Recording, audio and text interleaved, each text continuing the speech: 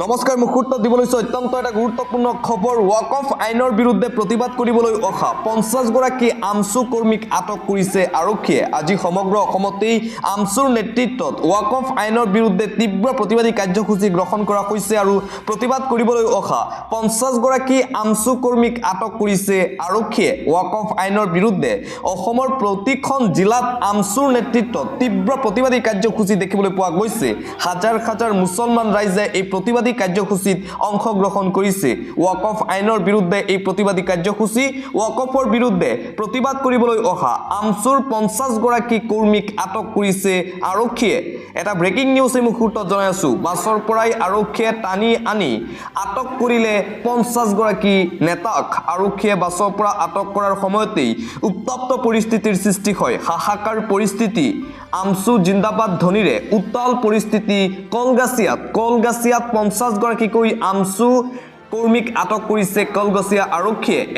এজনকৈ 50 গৰাকী আমছু প্ৰতিবাদকাৰীক আটক কৰা হৈছে অসম আৰক্ষীৰ বিৰুদ্ধে প্ৰতিবাদ সাব্যস্ত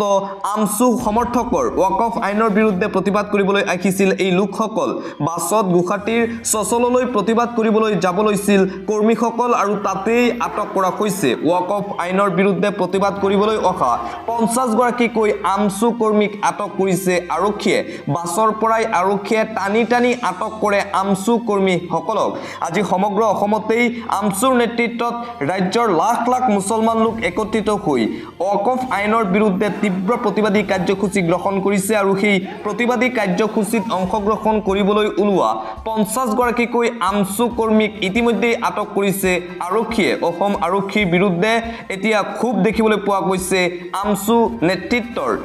ৱাক অফ আইনৰ বিৰুদ্ধে গণতান্ত্ৰিক প্ৰতিবাদলৈ ভয় কৰিছে হিমন্ত বিশ্ব শৰ্মাৰ বিজেপি চৰকাৰে আমছুৱে এনে ধৰণৰ আৰক্ষীক ভয় নকৰে বুলি মন্তব্য প্ৰতিবাদ কৰি আছে প্ৰতিবাদ কৰি থাকিবই বুলি মন্তব্য ৱাক অফ আইন বাতিল নোহোৱা পৰ্যন্ত এই প্ৰতিবাদ অব্যাহত থাকিব বুলি হুংকাৰ প্ৰদান কৰিছে আমছু কৰ্মীসকলে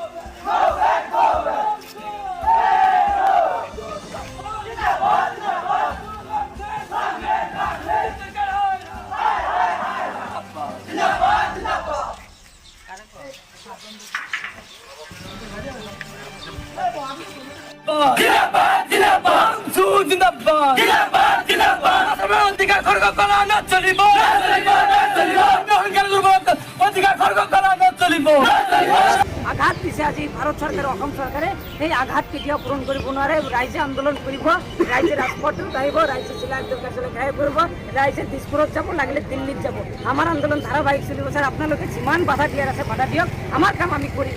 আমাক ডিফেণ্ড কৰিছে ভাল কথা আমি আন্দোলনত যামেই আপোনালোকে যিমান জোৰজবস্তি কৰক আমি আন্দোলনলৈ যাম